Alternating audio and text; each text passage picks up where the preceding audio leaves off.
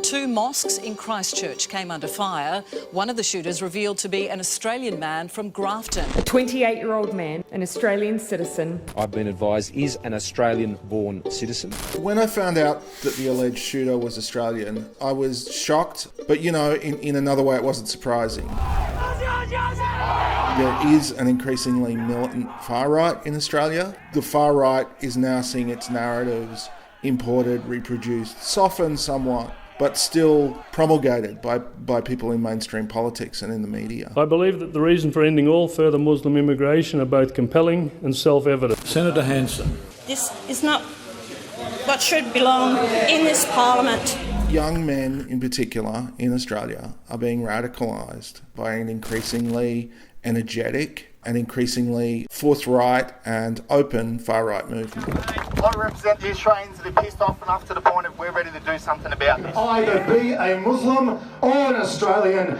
It must be either or, because the two do not correlate and do not correspond. Our politics, our country, the way we talk about immigrants, Muslims, about migration, is part of the context that we need to understand in order to really talk about the far right and white nationalism and this alleged shooter in particular.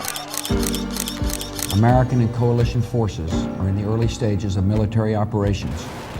In the last 20 years in particular, since the commencement of the war on terror, since 9/11, when we have been a willing partner with the United States in making war on, invading Muslim countries. The tragic events of the 11th of September have changed our lives. That was an attack on Australia as much as it was an attack on the United States. The way in which we talk about Muslims, in particular in Australia, has at times been quite Islamophobic. In fact, Islamophobia is a sort of default position in some segments of the media and in some parts of our political life as well. We begin with Australia's Muslims accused of taking taxpayers for an expensive ride. Anybody that supports Sharia law in this country should be deported. If you can, put racism claims aside for a moment. Islamophobia hasn't killed anyone. There is a correlation between the number of people who are Muslim in a country and the number of terrorist attacks. This guy's document that he produced was called The Great Replacement, and the idea of demographic replacement is a core